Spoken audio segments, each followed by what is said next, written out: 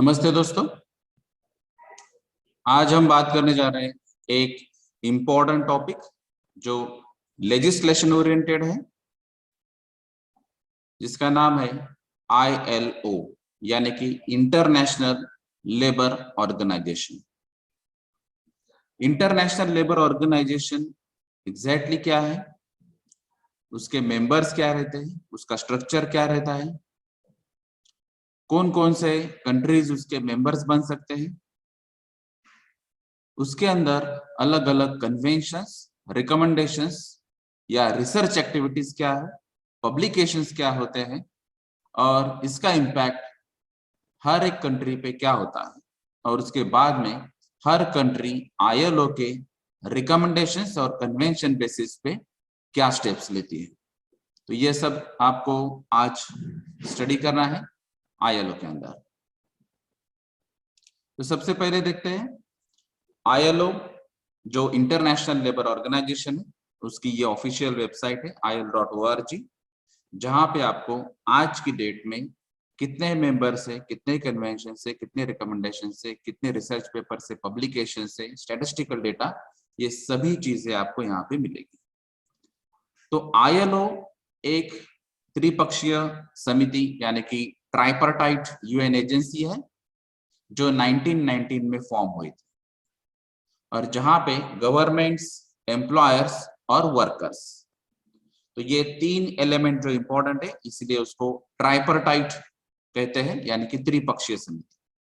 तो ये ऐसी एक एजेंसी है जहां पे अलग अलग गवर्नमेंट्स, अलग अलग एम्प्लॉयर्स, अलग अलग कंट्रीज के और वर्कर्स के रिप्रेजेंटेटिव्स यहाँ पे कंबाइनली काम करते हैं, कंबाइनली डिस्कस करते हैं, और उसके कुछ इंपॉर्टेंट और जो प्रायोरिटी बेसिस पे जो क्वेश्चंस रहते हैं या फिर प्रॉब्लम्स रहते हैं, उसका सॉल्यूशन निकालने का प्रयत्न करते हैं। तो इसमें 187 यानी कि 187 मेंबर स्टेट से अलग अलग कंट्रीज है, उसमें इंडिया भी है। तो इसका सबसे इंपॉर्टेंट काम क्या है, तो ये अलग अलग लेबर स्टैंडर्ड्स बनाती है, उसमें कुछ पॉलिसीज रहती है वो डेवलप करती है, और कुछ अलग प्रोग्राम्स भी यहाँ पे प्रमोट करती है, जिसके वजह से आज के जो करंट प्रॉब्लम रहेंगे, जो प्रायोरिटी बेसिस पे प्रॉब्लम्स रहेंगे, उसका हल निकालने की कोशिश है। जैसे यहाँ पे अभी जो प्रमोटिंग डिसेंट वर्क है फॉर वुमेन एंड मेन, तो यहाँ पे अभी फिलहाल का जो करंट या प्रायोरिटी वर्क जो चल रहा है ILO का, वो है डिसेंट वर्क बेसिस पे। तो ऐसे अलग अलग जो विषय है उस टाइम के, तो 1919 से लेके आज तक 2021 तक जो भी प्रायोरिटी बेसिस के जो भी विषय रहेंगे, वो यहाँ पे ये 187 मेंबर से या कंट्रीज के रिप्रेजेंटेटिव से डिस्कस होते हैं, यहाँ पे चर्चा होती है, और उसके बाद में उसका हल निकाला जाता है।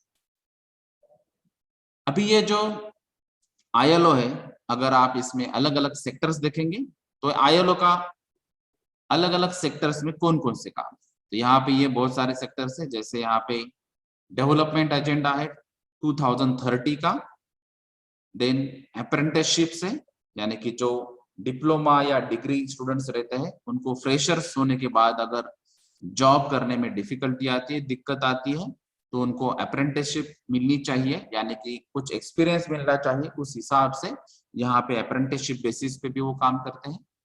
उसके अलावा care economy, child labour, collective bargaining and labour relations, cooperatives, अभी का जो विषय है कोविड-19 पैंडेमिक सिचुएशन, जो अभी हम मार्च 19 से अभी हम फेस कर रहे हैं, तो ये सभी कंट्रीज के लिए दिक्कत है, इसलिए यहाँ पे कोविड-19 भी यहाँ पे सेक्टर आ चुका है जो पहले नहीं था। उसके अलावा है डिसेंट वर्क, जो अभी हमने बात की, ये प्रायोरिटी बेसिस पे अभी काम चल रहा है फॉर वुमेन्स एंड मेंस।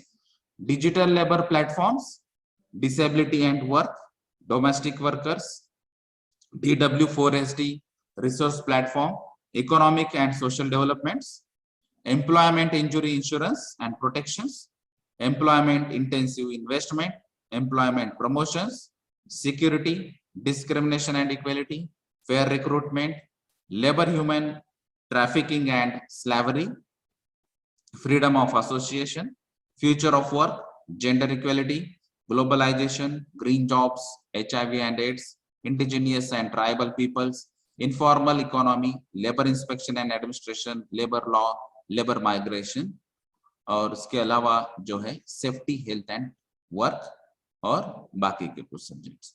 तो ये बहुत सारे सेक्टर्स हैं जिसमें आईएलओ काम करता है। तो पहले के जो प्रॉब्लम थे, जैसे यहाँ पे पीस एंड रिजाइलेंस, ये प्रायोरिटी थी, फिर यूथ एम्प्लॉयमेंट प्रायोरिटी थी, वेजेस प्रायोरिटी थी, और अभी के एजेंडा में कोविड-19 जैसे, डिसेंट वर्क जैसे और कुछ एजेंडाज फेस करने हैं जो 2030 के लिए कुछ डेवलप किए हैं। तो ऐसे बहुत सारे अलग अलग सेक्टर्स पे आईएलओ काम करता है। अगर आप अलग अलग टॉपिक्स के भी बारे में देखेंगे, सेक्टर्स के बारे में, जैसे अभी हमने देखा था, तो यहाँ पे ये बहुत सारे टॉपिक्स थे जिसके अंदर ये था आईएलओ का काम, और ये अलग अलग सेक्टर्स भी।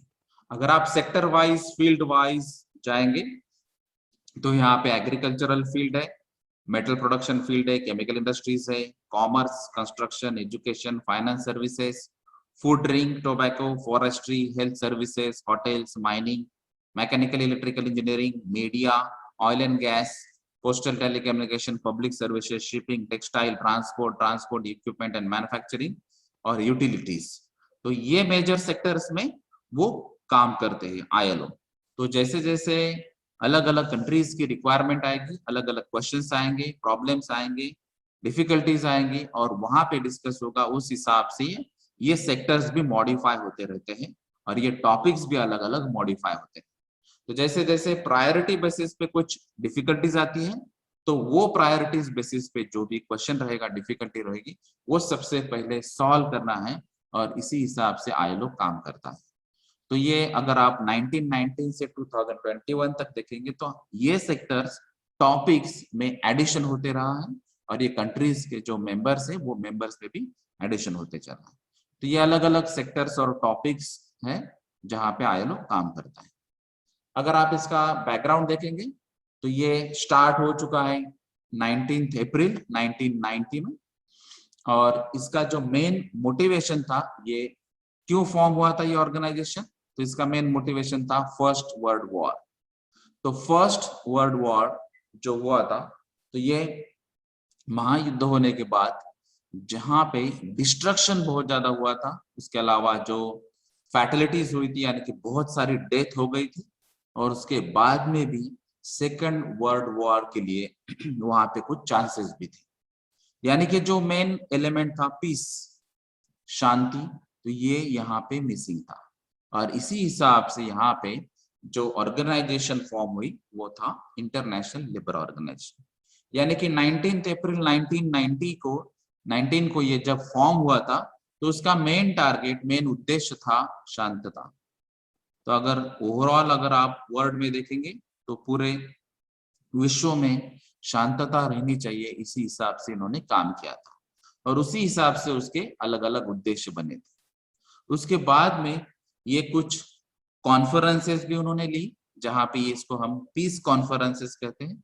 तो ये पीस कॉन्फ्रेंसेस भी दिए थे। तो फर्स्ट पीस कॉन्फ्रेंस जो फर्स्ट वॉर के बाद की थी वो वर्साइलेस में थी, और उसके बाद में अलग अलग ऑर्गेनाइजेशंस फाउंड हो गए थे। तो ये थी जो ऑर्गेनाइजेशन थी, इंटरनेशनल लेबर ऑर्गेनाइजेशंस, और लीग ऑफ नेशंस उसके अंडर भी ये सेकंड ऑर्गेनाइजेशन था। तो ये एक ऑर्गेनाइजेशन था लीग ऑफ नेशन, और दूसरा ऑर्गेनाइजेशन था इंटरनेशनल लेबर ऑर्गेनाइजेशन।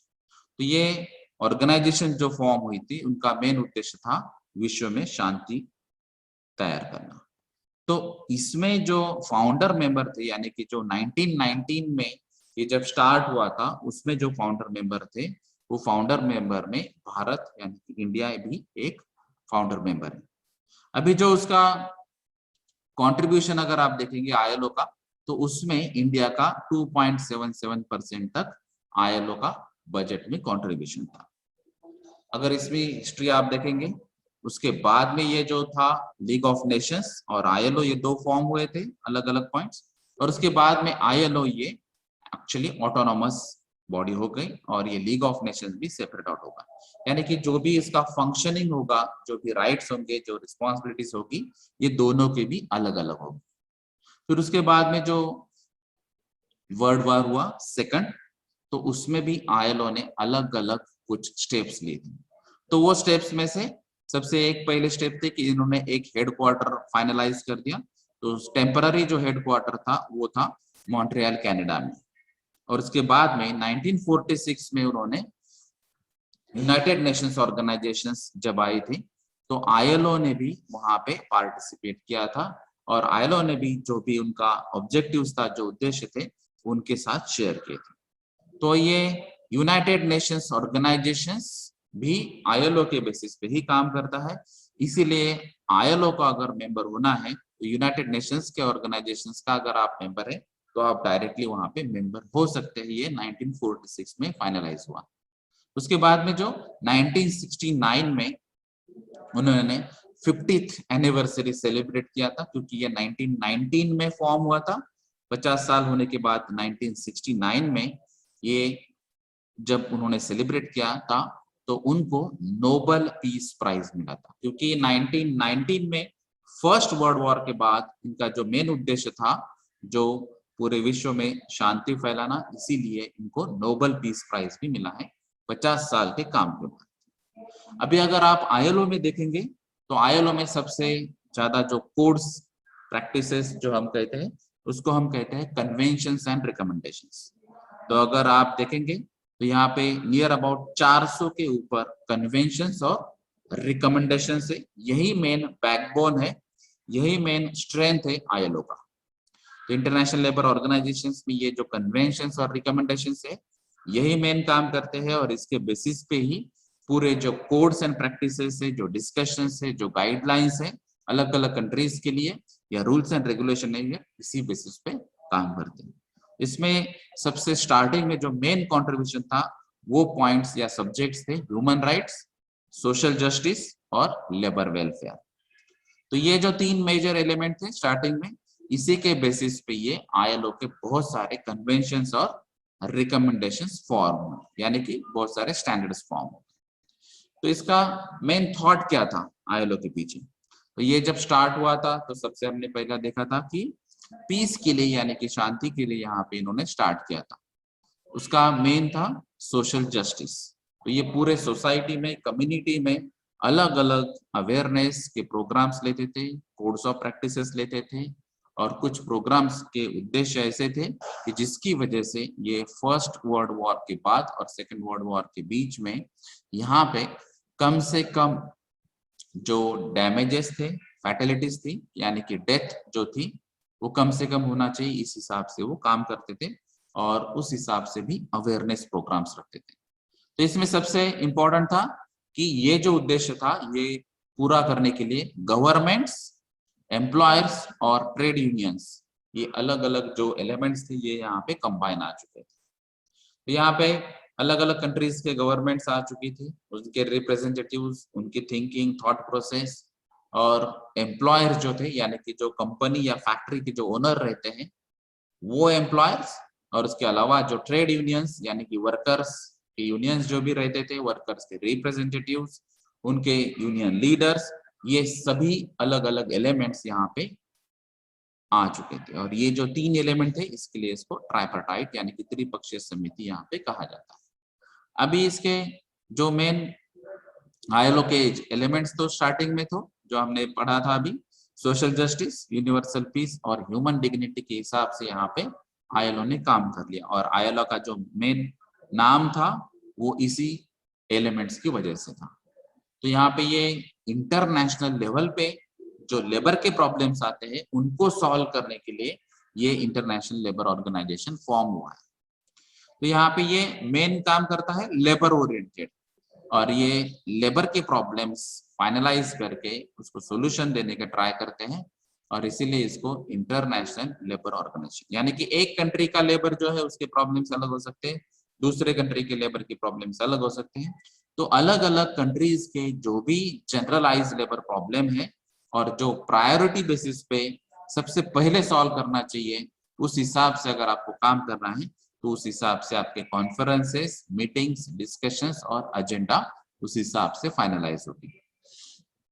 तो यहाँ पे सबसे स्टार्टिंग में जो था फिलाडेल्फिया डिक्लेरेशन, तो ये 1944 में इंटरनेशनल लेबर कॉन्फ्रेंस हुई थी, जहां पे ये एक्चुअली फिलाडेल्फिया डिक्लेरेशन हुआ था। तो इसमें मेन क्या था, तो इसका सबसे जो कॉन्फ्रेंस का एम था और ऑब्जेक्टिव था, तो उसमें अगर आप देखते हैं तो right of all human beings, तो इसके बारे में कहा गया ये कॉन्फ्रेंस में, जिसमें कहा गया था कि to pursue both the material well-being and their spiritual development in conditions of freedom and dignity, of economic security and equal opportunity। तो जो भी यहाँ पे काम करते हैं, एज अ लेबर काम करते हैं, एज अ वर्कर काम करते हैं, एज ए एम्प्लॉय काम करते हैं, उन सभी को इक्वल अपॉर्चुनिटीज मिलनी चाहिए, इकोनॉमिक सिक्योरिटी भी मिलनी चाहिए, और उसके अलावा जो अलग अलग कंडीशंस में और डेवलपमेंट्स में, स्पेशली स्पिरिचुअल डेवलपमेंट्स में जो भी फ्रीडम है और डिग्निटी है, वो सभी को मिलनी चाहिए। तो ये फिलाडेल्फिया का डिक्लेरेशन में जो सबसे इंपॉर्टेंट पॉइंट था, तो ये था। तो उसमें अभी अलग अलग जो कंट्रीज आई थी, उन्होंने फिर उसके बारे में, पॉवर्टी के बारे में भी बात किया था, क्योंकि अगर पॉवर्टी रहेगी, गरीबी रहेगी देश में, तो उसकी वजह से अलग अलग प्रॉब्लम्स क्रिएट हो सकते हैं। तो इसको भी ये सॉल्व करने के लिए उन्होंने अलग अलग डिस्कशंस यहाँ पे ये कॉन्फ्रेंसेस में किए। तो इसमें जो एक बात कही गई थी कि लेबर ये कमोडिटी नहीं है, तो लेबर यानी एम्प्लॉयर एक ह्यूमन बीइंग है, और ये ह्यूमन बीइंग्स के अलग अलग राइट्स हो सकते हैं, वो राइट्स के बारे में यहाँ पे बात की गई, और यही मेन पॉइंट था फिलाडेल्फिया डिक्लेरेशन का। तो यहाँ पे अलग अलग पॉइंट्स डिस्कस किए थे, वहां पे फ्रीडम ऑफ एक्सप्रेशन की भी बात की थी, या फिर जो सस्टेन्ड प्रोग्रेस के लिए ह्यूमन बीइंग्स की जो प्रोग्रेस होनी चाहिए, ऑटोमेटिकली फैक्ट्री की या कंपनी की भी प्रोग्रेस हो जाएंगी। उस हिसाब से जो भी पॉइंट्स आएंगे, जो भी डिस्कशंस आएंगे, और जो भी राइट्स आएंगे ह्यूमन बीइंग्स के, वर्कर्स के या एम्प्लॉयज के, तो वो राइट्स के बारे में यहाँ पे बहुत सारा डिस्कशन हुआ। तो कोई भी अगर नेशन आप लेते हैं, वहां पे अगर आपने ह्यूमन बीइंग्स के बारे में सोचा, तो वो कंट्री फेलियर नहीं जाए, तो उनका ऑटोमेटिक प्रोग्रेस होते जाएगा। अभी ये जो ILO है, उसके अलग अलग ऑब्जेक्टिव्स हैं, उसमें से जो अहम ऑब्जेक्टिव्स हैं वो क्या है, वो अभी बात करते हैं। तो इसमें भी जो आर्टिकल है 427, तो ये पीस के बारे में यानी शांति के बारे में, पीस ट्रीटी जो वर्साइल्स में पहले सबसे पहला हुआ था, और उसके बाद में फिलाडेल्फिया में 1944 में हुआ था। तो ये आर्टिकल के ओरिएंटेड और ये जो अलग अलग कॉन्फ्रेंसेस थे, उनके ओरिएंटेड कुछ मेन ऑब्जेक्टिव्स फाइनलाइज की गए। तो वो ऑब्जेक्टिव्स में अगर आप देखेंगे, तो इसमें अलग अलग जो लाइफ एंड वर्क की कंडीशंस हैं, जो अलग अलग फैक्ट्रीज या कंपनीज में जो कंडीशंस हैं, उनको इम्प्रूव करना, ये सबसे पहली बात कही गई।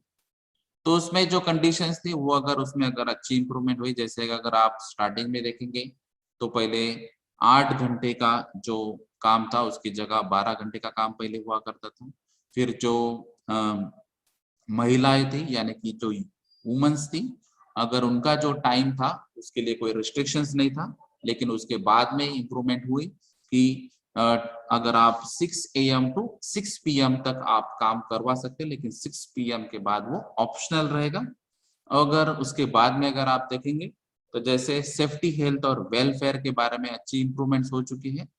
तो ये जो अलग अलग इंप्रूवमेंट्स हो चुके हैं, जैसे कि अगर आपको पानी जो है पीना, या फिर सैनिटरी अरेंजमेंट्स है, या फिर अगर आपके जो अलग अलग हेल्थ ओरिएंटेड या हाइजीन ओरिएंटेड प्रॉब्लम्स है, सेफ्टी ओरिएंटेड प्रॉब्लम्स या राइट्स है, या फिर आपके जो एनवायरनमेंट ओरिएंटेड इश्यूज है, ये बहुत सारे इश्यूज ILO के अंडर कंडीशंस इंप्रूव होने के लिए डिस्कस किए गए। और उसी के बाद आपके अलग अलग कंट्रीज में, जैसे आपके अभी इंडिया के बारे में बात करेंगे, तो फिर इंडिया में फैक्ट्री एक्ट आया है 1948 का, और उसके बाद में फिर अलग अलग एक्ट्स की प्रोविजन हो चुकी।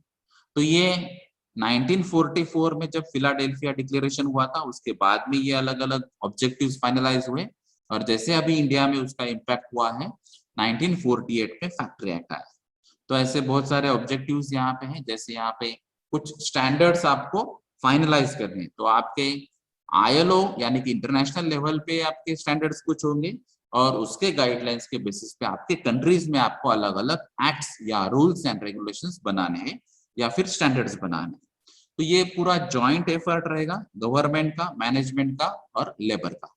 और ये जो एफर्ट्स रहेंगे जो स्टैंडर्ड्स बनाने के लिए या फाइनलाइज करने के लिए, तो ये रियलिस्टिक होने चाहिए, सॉलिड होने चाहिए और वाइडली अप्रिशिएटेड भी होने चाहिए।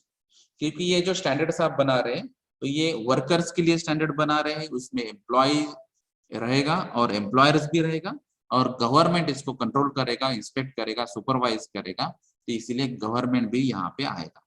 तो यहाँ पे ये जो अलग अलग एलिमेंट्स है गवर्नमेंट, मैनेजमेंट और लेबर, तो इन्हीं तीनों के हिसाब से आपको ये कुछ स्टैंडर्ड सेट करना है। ये भी एक मेन ऑब्जेक्टिव था आईएलओ का।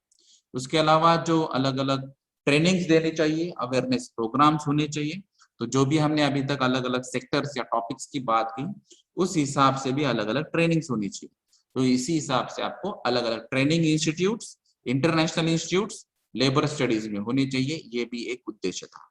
यानी कि अगर आपको इंटरनेशनल लेवल पे कुछ ट्रेनिंग लेना है जिसका कुछ कॉमन एजेंडा हो सकता है बहुत सारे कंट्रीज का, जैसे आईएलओ में ही ऑलरेडी 187 मेंबर्स है, तो जो भी एजेंडा रहेगा तो वो 187 कंट्रीज का मिनिमम रहेगा।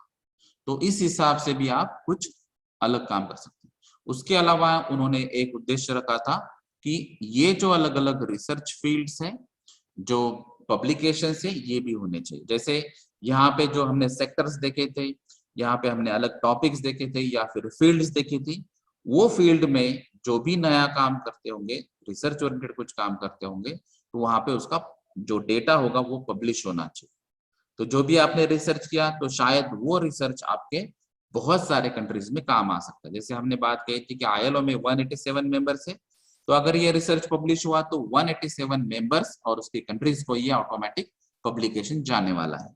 और उसी हिसाब से अगर आपके ओवरऑल लेबर स्टैंडर्ड्स में या फिर जो सोशल मैटर्स में उसमें अगर इंप्रूवमेंट होती है तो ये अच्छी बात है। तो ये आईएलओ के अलग अलग उद्देश्य थे, जिसमें मेन था कि जो लॉ एंड प्रैक्टिसेस उसके अलग अलग कोड्स या स्टैंडर्ड्स फॉर्म करना है, अलग अलग ट्रेनिंग इंस्टीट्यूट्स उसमें आपको इस्टेब्लिश करना है और फिर रिसर्च ओरिएंटेड कुछ काम करना है और उसका पब्लिकेशन करके अलग अलग कंट्रीज में आपको उसको देना है। उसमें अगर आप आईएलओ के मेन फंक्शन के बारे में देखेंगे तो जैसे अभी हमने बात की थी कि ऑब्जेक्टिव्स, तो ऑब्जेक्टिव्स में हमने कहा था कि स्टैंडर्ड्स आपको फॉर्म करना, ये सबसे इंपॉर्टेंट ऑब्जेक्टिव था। तो ये स्टैंडर्ड्स या जिसको हम यहाँ पे कोड भी कह सकते हैं, तो ये स्टैंडर्ड्स आपके जो है ये industrial safety related, occupational health related या लेबर वेलफेयर रिलेटेड। तो ये मेन इनिशियली अगर हम पहले बात करते हैं तो ये तीन एलिमेंट थे जिसके बेसिस पे अलग अलग स्टैंडर्ड्स या कोड्स ऑफ प्रैक्टिसेस यहाँ पे फॉर्म की थी। और उसके बारे में जो भी प्रैक्टिसेस थी इम्प्लीमेंट करने के बाद, एग्जीक्यूट करने के बाद उसका सुपरविजन करना, उस पे ऑब्जर्वेशन रखना, और उसके बाद में भी अगर आपको लगता है कि इसमें कुछ अच्छे चेंजेस होने चाहिए तो वो भी आप उसको सजेस्ट कर सकते हैं। तो सबसे पहला और मेन फंक्शन यहाँ पे ये है कि जो भी स्टैंडर्ड्स है उसको आप फॉलो करो और उसमें बाद में सुपरविजन करो, उसका ऑब्जर्वेशन करो, और उसमें अगर आपको लगता है कि यहाँ पे करेक्शंस या रेक्टिफिकेशंस की जरूरत है, यानी कि उसमें मॉडिफिकेशन या चेंजेस होने चाहिए अच्छे कुछ ऑब्जेक्टिव्स फुलफिल करने के लिए, तो वो भी आप कर सकते हैं। उसके अलावा है जो टेक्निकल कोऑपरेशन आपको प्रोवाइड करना चाहिए, जो स्पेशली सोशल वेलबींग और वर्ल्ड इकोनॉमिक्स ओरिएंटेड रहेगा। तो ये टेक्निकल कोऑपरेशन आईएलओ करता है। जैसे हमने बताया कि यहाँ पे अलग अलग रिसर्च है, कुछ अलग अलग पब्लिकेशंस है और ये आपको फ्री ऑफ कॉस्ट अवेलेबल है। तो ये जो रिसर्च और लेबर स्टडीज है तो ये स्पेशली अलग अलग इंफॉर्मेशन अलग अलग कंट्रीज के लेते हैं, और जो कंट्रीज का कुछ अगर अच्छा काम होता है तो उस हिसाब से वो सभी कंट्रीज को ये बताते हैं कि ये कंट्रीज में ये अच्छी चीजें हैं, ये आप फॉलो कर सकते हैं। तो ऐसा बहुत सारा नॉलेज, बहुत सारा डेटा अलग कंट्रीज के कलेक्ट करके ये सॉर्टिंग करके उसको स्टडी करके ये अलग अलग कंट्रीज को बताते हैं। उसके अलावा है इंटरनेशनल लेबर कोड। तो जो अभी तक हमने स्टैंडर्ड्स या कोड्स के बारे में बात की, जिसमें हम कहते हैं उसको कन्वेंशंस और रिकमेंडेशंस।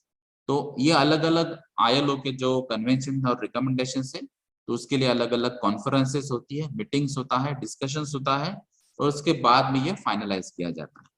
तो स्टार्टिंग में जब 1992 तक जो डेटा था वहां पे 172 कन्वेंशंस थे और 179 रिकमेंडेशंस थे। तो ये 1992 तक ये इतने सारे कन्वेंशंस और रिकमेंडेशन ये कॉन्फ्रेंसेस में अडॉप्ट किए थे, यानी कि फाइनलाइज किए थे। उसके बाद में अगर इंटरनेशनल लेबर कोड अगर आप देखेंगे तो ये बहुत सारे सब्जेक्ट्स कवर कर लेता है, लेकिन उसमें से मेन आपका टॉपिक जो है वो लेबर ओरिएंटेड है और सोशल फील्ड ओरिएंटेड, क्योंकि इंटरनेशनल लेबर कोड उसमें मेन वर्डिंग है, मेन एलिमेंट है लेबर। तो लेबर ओरिएंटेड जो भी विषय रहेंगे उसके बारे में ध्यान रखा जाता है।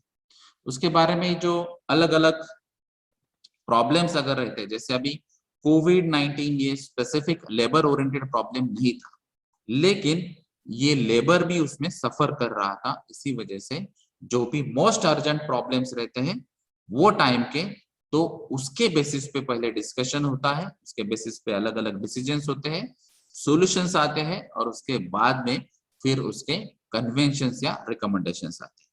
तो जैसे अभी आपको मालूम है ये कोविड-19 ये अर्जेंट और प्रायोरिटी बेसिस पे प्रॉब्लम था, लेकिन इसके पहले अगर आप प्रॉब्लम्स देखेंगे तो ये 8 घंटे जो वर्किंग डे काम करने का था वो एक मेजर प्रॉब्लम था। उसके अलावा जो अनएम्प्लॉयमेंट था, यानी कि बहुत सारे लोगों को उन्होंने एजुकेशन दिया था लेकिन उनको एम्प्लॉयमेंट नहीं था, यानी कि नौकरी नहीं थी। तो जॉब्स अगर नहीं रहते तो यहाँ पे अलग अलग प्रॉब्लम्स क्रिएट हो सकते हैं और उसका सोसाइटी भी इम्पैक्ट करता है और उसकी वजह से आपके पूरे कंट्री पे यानी कि देश पे वहां पे इम्पैक्ट हो सकता है। उसके अलावा एक प्रॉब्लम था यहाँ पे मैटरनिटी प्रोटेक्शन। तो यहाँ पे अभी मैटरनिटी प्रोटेक्शन, मैटरनिटी लीव्स, उसके बेनिफिट्स अलग अलग यहाँ पे प्रैक्टिसेस ऑलरेडी अडॉप्ट हो चुकी है। उसके रिलेटेड अलग अलग रूल्स एंड रेगुलेशंस या एक्ट्स भी अलग अलग कंट्रीज में आ चुके हैं। उसके अलावा है working conditions of women and young.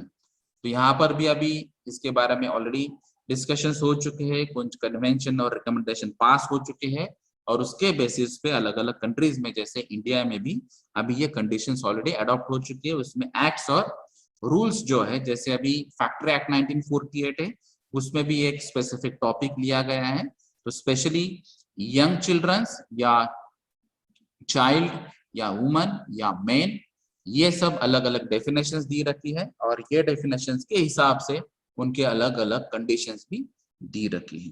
तो बहुत सारे ऐसे पॉइंट्स है जो अगर आप कंपनी में काम करते हैं, फैक्ट्री में काम करते हैं, तो उसमें कुछ स्पेशल प्रोविजंस है जिसको हम विशेष प्रावधान कहते हैं। तो ये ऐसे बहुत सारे पॉइंट्स है आपके एक्ट्स और रूल्स में।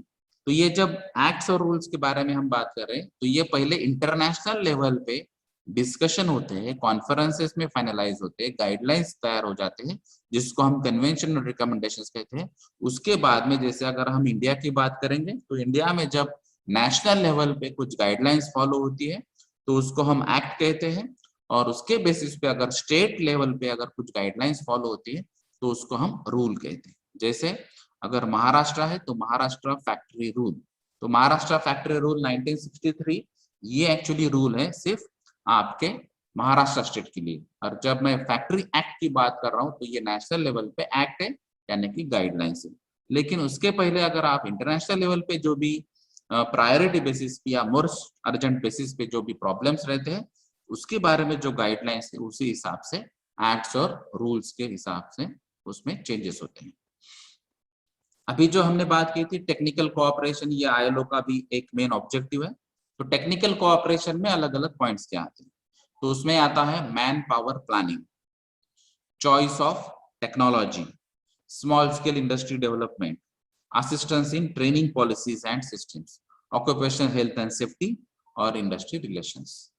तो जो भी ओवरऑल आपके यहाँ पे अलग अलग सेक्टर्स या फील्ड्स है इंडस्ट्री के या कंपनीज के, तो उसमें मैन पावर कैसे प्रोवाइड करना चाहिए, कैसे यूटिलाइज करना चाहिए, उस हिसाब से प्लानिंग होती है। तो ये जो हम बात कर रहे हैं अभी ये इंटरनेशनल लेवल पे बात कर रहे हैं। तो इंटरनेशनल लेवल पे भी ये डेटा कलेक्ट होता है कि ओवरऑल कंट्रीज में कितना सारा पॉपुलेशन है, उसमें मेंस वुमेन्स या चाइल्ड कितना है, उस हिसाब से उसमें फिर एजुकेटेड नॉन एजुकेटेड या technical non technical man power कितनी है और अभी ये जो इंडस्ट्रीज है इसमें ये मैक्सिमम एब्जॉर्ब कैसे होगा। तो ये मैन पावर यूटिलाइजेशन का इंपॉर्टेंट प्लानिंग जो है ये ऑलरेडी इंटरनेशनल लेवल पे पहले होता है। उसके बाद में जो है टेक्नोलॉजी, तो जैसे अभी हम पहले जो कंपनीज या फैक्ट्रीज थी उसमें मैक्सिमम मैन्युअली काम करते थे, यानी कि आप जो वर्कर्स थे या एम्प्लॉयज थे वही मेजर काम करते थे पूरा इंडस्ट्री का, manufacturing raw material to product तक। लेकिन उसमें बाद में टेक्नोलॉजी चेंज हुई और टेक्नोलॉजी में जो चेंजेस हुए उसमें मशीनरीज आ गई, और अभी जो मशीनरीज है उसमें भी प्रोसेसेस जो है, कुछ प्रोसेसेस मैनुअल ऑपरेटेड है, कुछ प्रोसेसेस सेमी ऑटोमेटेड है, कुछ प्रोसेसेस 100% ऑटोमेटेड है। और अभी के आज के डेट में अगर हम देखते हैं तो उसमें मैकेट्रॉनिक्स, रोबोटिक्स, आर्टिफिशियल इंटेलिजेंस ऐसे अलग अलग टेक्नोलॉजी आपने अडॉप्ट कर ली है। तो ये पहले इंटरनेशनल लेवल पे डिस्कशन होता है कि आज की डेट के रिक्वायरमेंट्स क्या है, आज की टेक्नोलॉजी के रिक्वायरमेंट्स क्या है, और उस हिसाब से यहाँ पे डेवलपमेंट कैसे हो सकते हैं, और उसके अलग अलग प्रोसेसेस या इंडस्ट्रीज के जो डिपार्टमेंट्स है उसमें टेक्नोलॉजिकल चेंजेस क्या आ सकते हैं। तो ये पहले इंटरनेशनल लेवल पे जब डिस्कस होता है उस हिसाब से हर एक कंट्री ने उस हिसाब से अलग अलग स्टेप्स लेने चाहिए कि अभी ये टेक्नोलॉजी चेंज आने वाला है, या फिर अगले 5 साल में या 10 साल में ये टेक्नोलॉजी चेंज हो सकता है। उस हिसाब से आपको भी अपने कंट्री में, आपके फैक्ट्री रूल में या एक्ट्स में और इंडस्ट्री के मैन्युफैक्चरिंग प्रोसेसेस में, एजुकेशन में चेंजेस लाने चाहिए। जैसे आज की डेट में अगर आप देखते हैं तो अभी जो अलग अलग टेक्निकल फील्ड्स हैं, वो टेक्निकल फील्ड्स में अगर आप इंजीनियरिंग की बात करते हैं या टेक्नोलॉजी की बात करते हैं तो उसमें बहुत सारे जो कोर्सेस हैं वो अभी आज की टेक्नोलॉजी के हिसाब से या फ्यूचर टेक्नोलॉजी या इमर्जिंग टेक्नोलॉजी जिसको कहते हैं उस हिसाब से यहाँ पे आ चुके हैं। जैसे अभी अगर आप इंडिया में बात करते हैं तो all India council for technical education है जिन्होंने गाइडलाइन प्रोवाइड किए हैं। तो उन्होंने बताया कि सिर्फ आर्टिफिशियल इंटेलिजेंस या IoT या रोबोटिक्स जैसे जो सब्जेक्ट्स हैं, जो फ्यूचर टेक्नोलॉजी है, उसी हिसाब से आपको स्टडी करना चाहिए। तो ये आपके कंट्रीज में इसका इम्पैक्ट जब होता है तो इसके पहले आपको इंटरनेशनल लेवल पे एक्चुअली टेक्निकली क्या इंफॉर्मेशन है उस हिसाब से आपको स्टेप्स लेना चाहिए। उसके अलावा जो स्मॉल स्केल इंडस्ट्रीज है, तो जैसे अभी आपको मालूम है लार्ज स्केल इंडस्ट्रीज या मल्टीनेशनल कंपनीज जो है वो मैक्सिमम काम करती है, और उनको जो छोटे छोटे पार्ट्स लगते हैं ये लार्ज स्केल कंपनीज को वो प्रोवाइड करने का मेन काम रहता है स्मॉल स्केल इंडस्ट्रीज का। लेकिन स्मॉल स्केल इंडस्ट्रीज में टेक्नोलॉजिकल डेवलपमेंट ज्यादा नहीं होते हैं, या फिर जो अलग अलग टॉपिक्स रहते हैं जैसे ये सेफ्टी, हेल्थ, एनवायरनमेंट या इकोनॉमिकल बैकग्राउंड या फाइनेंशियल सपोर्ट्स, इसके बारे में थोड़ा सा यहाँ पे प्रॉब्लम रहता है। तो वो स्मॉल स्केल इंडस्ट्रीज भी डेवलप होनी चाहिए, क्योंकि अगर वो डेवलप नहीं होती है, अगर वो नहीं चलती है तो लार्ज स्केल इंडस्ट्रीज के लिए भी हर एक पार्ट मैन्युफैक्चर करना डिफिकल्ट है। उसके अलावा जो अलग अलग पॉलिसीज रहती है, जैसे हमने बताया टेक्नोलॉजिकल चेंज हुआ है, तो अगर आपको मालूम है कि ये टेक्नोलॉजी आती है तो उस हिसाब से आपको ट्रेनिंग भी लेना चाहिए। तो ये ट्रेनिंग पॉलिसीज इंटरनेशनल लेवल पे भी डिसाइड होता है। उसके बाद में जो सिस्टम्स है वो सिस्टम्स भी अडॉप्ट करने के लिए सबसे पहले आपको ट्रेनिंग लेने पड़ेंगे, और उस हिसाब से आपको ये ILO असिस्ट करेगा।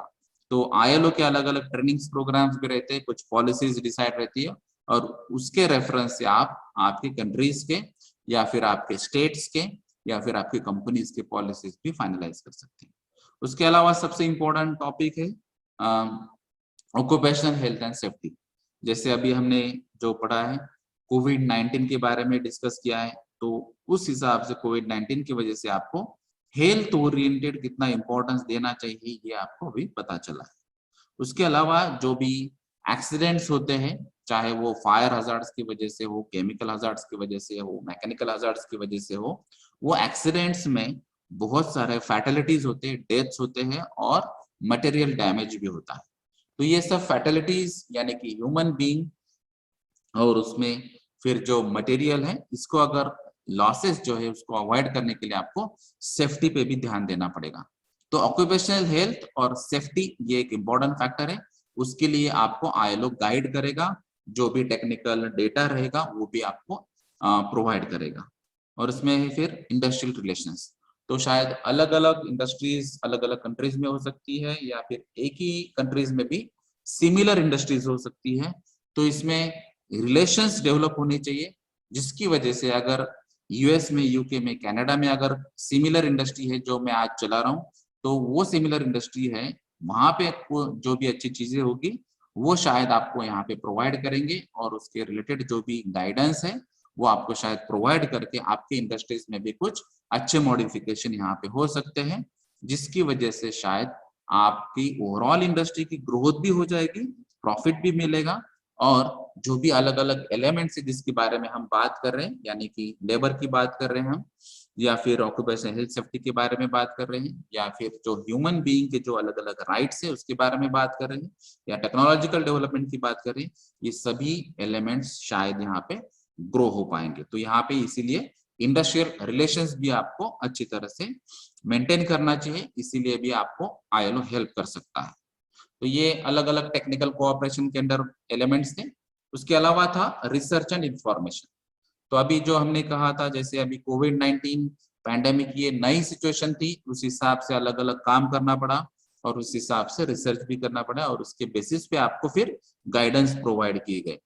तो उसी हिसाब से आपको अलग अलग जो आपके सब्जेक्ट्स या फील्ड्स है, जैसे यहाँ पे लेबर वेलफेयर है, सेफ्टी है, या फिर वर्किंग कंडीशंस है, तो यहाँ पे बहुत सारे ऐसे पॉइंट्स हैं जहाँ पे आपको रिसर्च करना पड़ता है, और रिसर्च के बेसिस पे फिर आपको अलग अलग स्टेप्स लेने पड़ते हैं।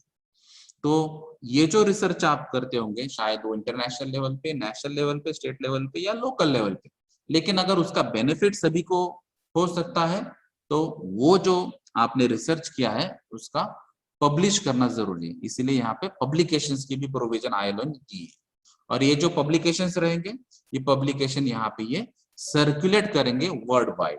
तो पूरे विश्व में ये जो भी आपने रिसर्च किया है, अगर ये वैलिड रिसर्च है, ऑथेंटिक रिसर्च है, तो ये सभी जगह आपके पब्लिकेशन जाएंगे, और जिसके बेसिस पे आपके अलग अलग यहाँ पे स्टैटिस्टिकल डेटा भी यहाँ पे जनरेट हो सकता है, कुछ रिपोर्ट्स यहाँ पे जनरेट होंगे, जैसे एनुअल रिपोर्ट्स रहते हैं, यानी पूरे साल में यहाँ पे इंटरनेशनल लेवल पे ये ILO के जो मेंबर्स थे उन्होंने क्या क्या रिसर्च किए हैं, उसमें क्या क्या कंक्लूजन्स या रिजल्ट्स है, और उसके बेसिस पे आपको फिर लेटेस्ट ट्रेंड भी मालूम हो सकते हैं, और लेटेस्ट टेक्नोलॉजी, फ्यूचर टेक्नोलॉजी मालूम हो सकती है, या फिर कुछ प्रिकॉशनरी मेजर्स या सेफ्टी मेजर्स भी मालूम हो सकते हैं। तो ये अलग अलग रिसर्च एंड इंफॉर्मेशन के अंदर आप पॉइंट्स यहाँ पे नोट डाउन कर सकते हैं। उसके अलावा है जो मेजर फंक्शनिंग है ILO का, तो उसमें सबसे इम्पोर्टेंट फंक्शनिंग है उनका कॉन्फ्रेंसेस लेना, यानी कि अलग अलग कंट्रीज के जो मेंबर्स है उनको यहाँ पे इन्वॉल्व करके यहाँ पे डिस्कशंस करना है। तो डिस्कशन का जो मेन एजेंडा रहेगा, जो मेन टॉपिक रहेगा, वो अर्जेंट और प्रायोरिटी बेसिस पे जो भी टॉपिक रहेगा वो ये सभी मेंबर्स फाइनलाइज करेंगे। तो नॉर्मली ऐसी बात होती है कि 2/3 मेंबर्स जो टॉपिक फाइनलाइज करेंगे, उस हिसाब से वो टॉपिक पे कॉन्फ्रेंस फाइनलाइज होता है, और फिर आपके जो अलग अलग डिस्कशन है, अगर आपको लगता है कि एक कॉन्फ्रेंस में ये काम नहीं होगा, तो इसमें अलग अलग फ्रीक्वेंसी पे कॉन्फ्रेंसेस होते रहते हैं।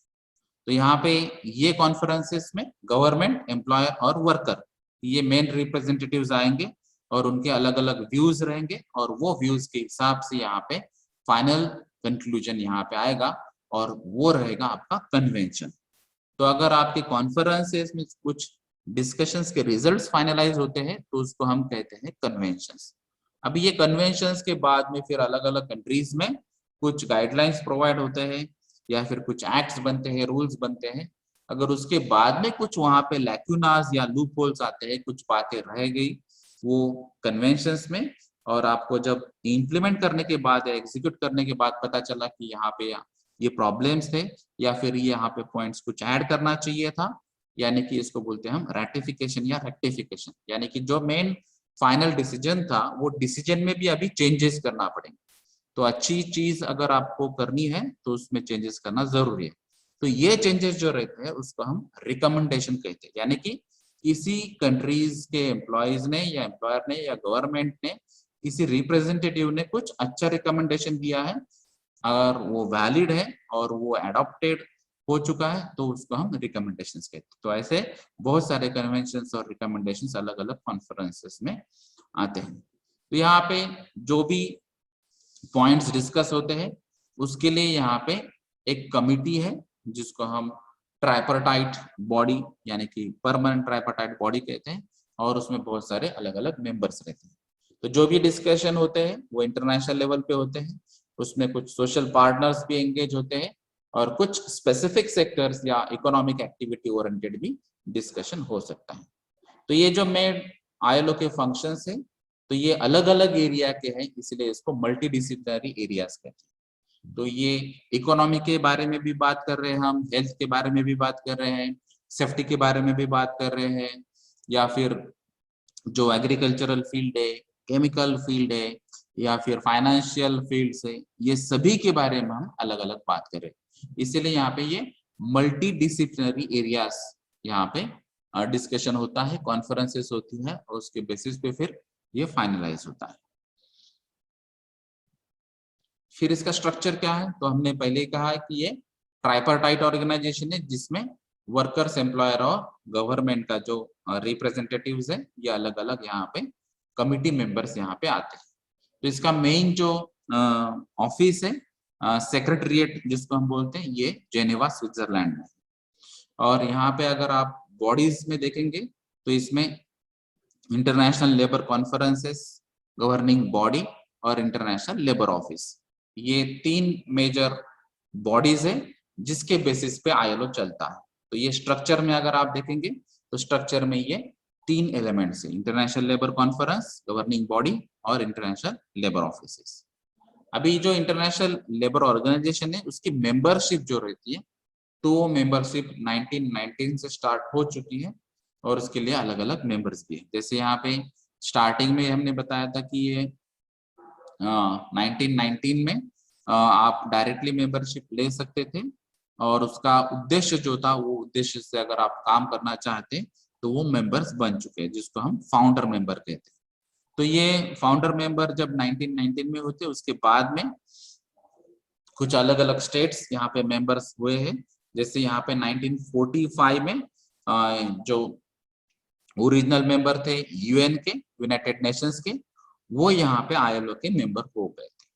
तो ये एक्सेप्ट हुआ था, और इसी वजह से यूनाइटेड नेशंस के जो मेंबर्स थे वो अभी आईएलओ के मेंबर्स हो गए 1940 में। उसके अलावा अगर कोई स्टेट या कोई नेशन जिसका आईएलओ का मेंबर बनना चाहता है, तो यहाँ पे वोटिंग बेसिस पे भी मेंबर बन सकते हैं। जैसे यहाँ पे जो भी डेलीगेट्स रहते हैं, वहां पे वो 2/3 डेलीगेट्स अगर वो मेंबर को या फिर वो कंट्री को, स्टेट को अगर वो हाँ कहते हैं, तो ये आईएलओ मेंबर बन सकता है। तो यहाँ पे 2/3 वोटिंग ये क्राइटेरिया है। उसके अलावा जो है मोड ऑफ रिप्रेजेंटेशन, तो यहाँ पे जो कमिटीज फॉर्म हो चुकी है, तो कमिटीज में हमने पहले ही कहा था कि गवर्नमेंट डेलीगेट्स यहाँ पे आते हैं और एम्प्लॉयर के डेलीगेट्स आते हैं, और फिर ये अलग अलग डिस्कशंस थे, जो एडवाइजेस, सजेशंस या रिकमेंडेशंस आते हैं, उसके बेसिस पे फाइनलाइजेशन होता है। तो इसमें अभी जो गवर्नमेंट डेलीगेट्स रहते हैं, उसमें मेनली मिनिस्टर्स रहते हैं, डिप्लोमेट्स रहते हैं, और कुछ ऑफिशियल्स रहते हैं।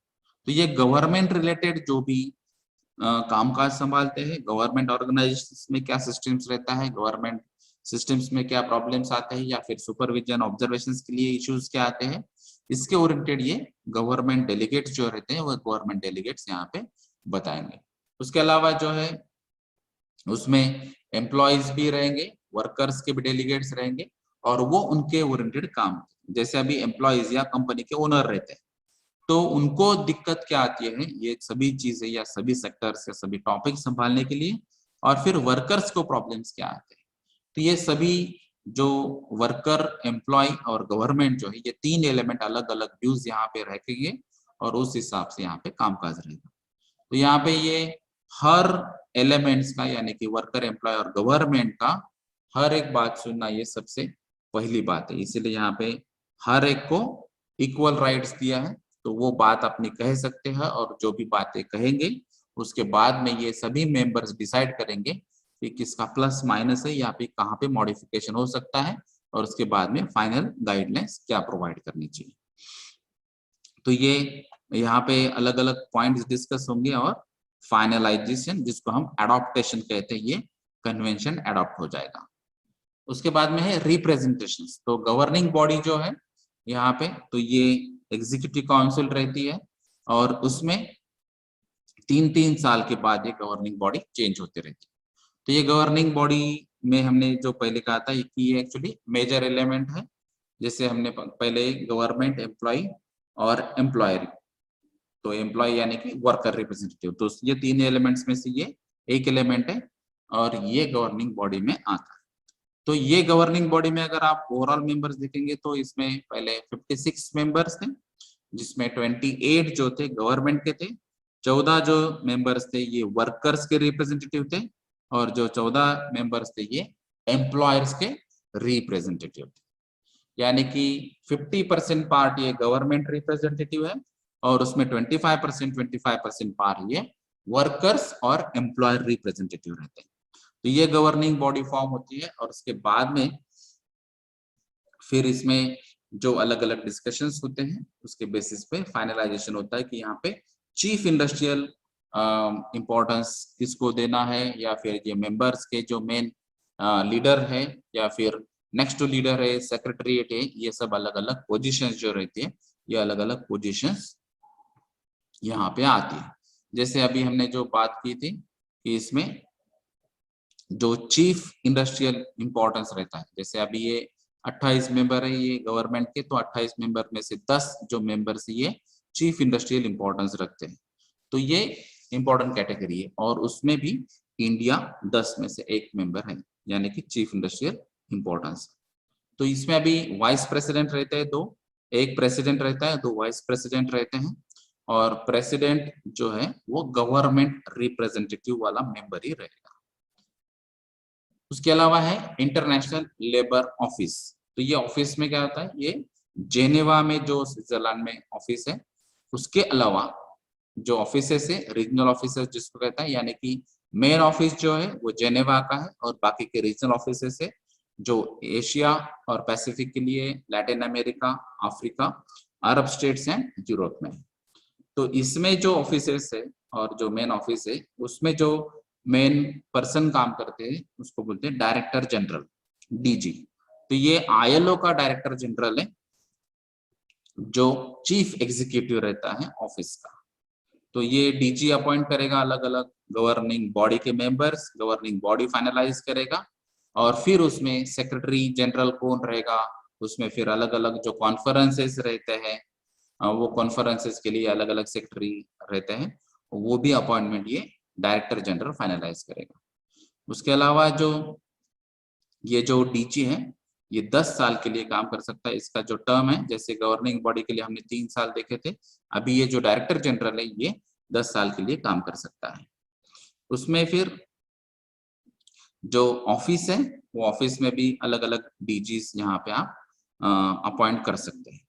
उसके अंडर अगर आप देखेंगे तो डेप्यूटी डायरेक्टर जनरल रहता है, 6 असिस्टेंट डायरेक्टर जनरल रहते हैं, 1 director of the international institute of labour studies और 1 director of the international centre of advance technical and vocational training. तो ये ट्रेनिंग के लिए एक अलग असिस्टेंट डायरेक्टर रहेगा और लेबर स्टडीज करने के लिए एक अलग इंटरनेशनल लेवल पे असिस्टेंट डायरेक्टर रहेगा। तो ये ऐसे अलग अलग डेजिग्नेशन है जिसको हम इंटरनेशनल लेबर ऑफिसेस में कहते हैं, जैसे डीजी है, फिर डेप्टी डीजी है, असिस्टेंट डायरेक्टर्स है, उसमें एडवाइजर्स है और वो सब एडवाइजर जो है अलग अलग मेन जो डिविजन से ऑफिसेस है उसके लिए भी, यानी कि जो एक्सपर्ट्स मेंबर्स रहेंगे स्पेसिफिक फील्ड या स्पेसिफिक एरिया स्पेसिफिक टॉपिक के लिए, तो वहां पर अलग अलग एडवाइजर भी आप अपॉइंट कर सकते हैं। अगर यहाँ पे फ्लो चार्ट आप देखेंगे तो फ्लो चार्ट से आपको पता चलेगा, यहाँ पे ये गवर्नमेंट्स, मैनेजमेंट्स और ट्रेड यूनियंस, तो ये अलग अलग कंट्रीज के गवर्नमेंट रिप्रेजेंटेटिव्स, मैनेजमेंट के रिप्रेजेंटेटिव्स और ट्रेड यूनियन के रिप्रेजेंटेटिव्स ये यहाँ पे आएगा। जैसे हमने पहले ही कहा कि 50% गवर्नमेंट रिप्रेजेंटेटिव रहते हैं, यानी कि यहाँ पे रेशो दिया है 2 और फिर मैनेजमेंट और यूनियन के जो है यानी वर्कर और एम्प्लॉइज के 1:1, यानी कि यहाँ पे 50%, 25% और 25% ये रिप्रेजेंटेटिव्स यहाँ पे आते हैं। उसके बाद में ये इंटरनेशनल लेबर कॉन्फ्रेंसेस होते हैं या फिर इंटरनेशनल पार्लियामेंट ऑफ लेबर होता है। उसके बाद में ये रीजनल कॉन्फ्रेंसेस भी हो सकते हैं, अगर जरूरत रही तो अलग अलग फ्रीक्वेंसी से यहाँ पे कॉन्फ्रेंसेस भी यहाँ पे कंडक्ट कर सकते हैं।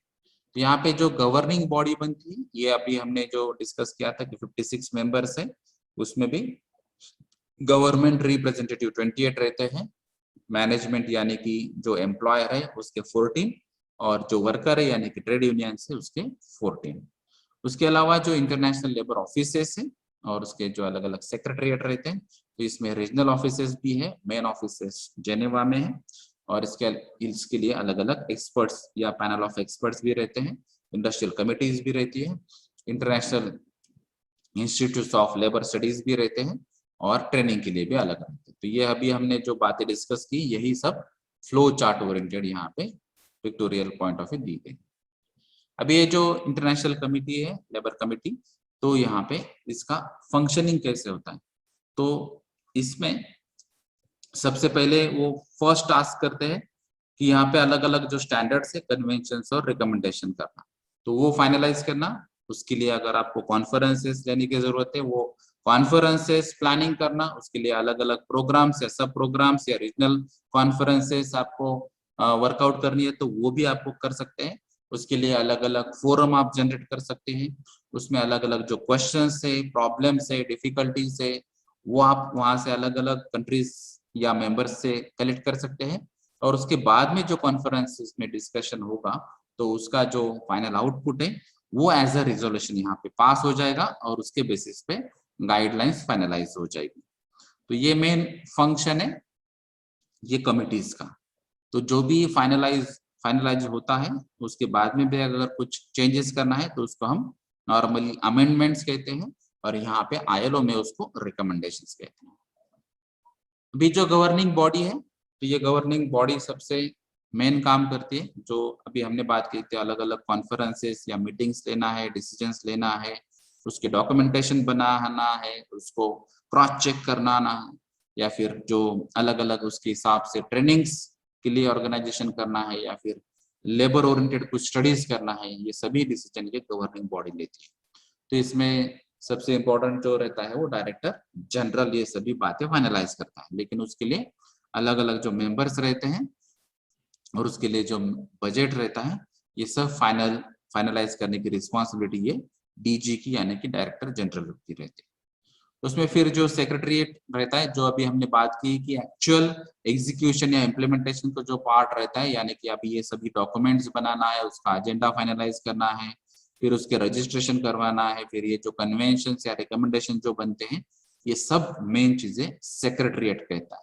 तो ये सेक्रेटरीट ऑफिस जो रहता है, वो सेक्रेटरीट ऑफिस में ही ये सब बातें होती है, और उसके बाद में फिर गवर्नमेंट जो लेजिस्लेशन फ्रेमिंग करता है, और उसके बाद में फिर वो पास हो जाता है एज अ कन्वेंशन, अगर उसमें चेंजेस होते हैं तो रिकमेंडेशन। तो ये जो मेजर डॉक्यूमेंटेशन, इंफॉर्मेशन कलेक्शन, ये सब बातें सेक्रेटरीट करता है। तो ये ओवरऑल आईएलओ के बारे में बेसिक्स था थोड़ा, कि आईएलओ एग्जैक्टली क्या है, उसके कितने मेंबर्स है, उसमें कन्वेंशन रिकमेंडेशंस क्या है, उसका स्ट्रक्चर क्या है, उसके मेजर एलिमेंट्स क्या है, और ये सब अलग अलग जो एलिमेंट्स है उसके अलग अलग फंक्शनिंग क्या है।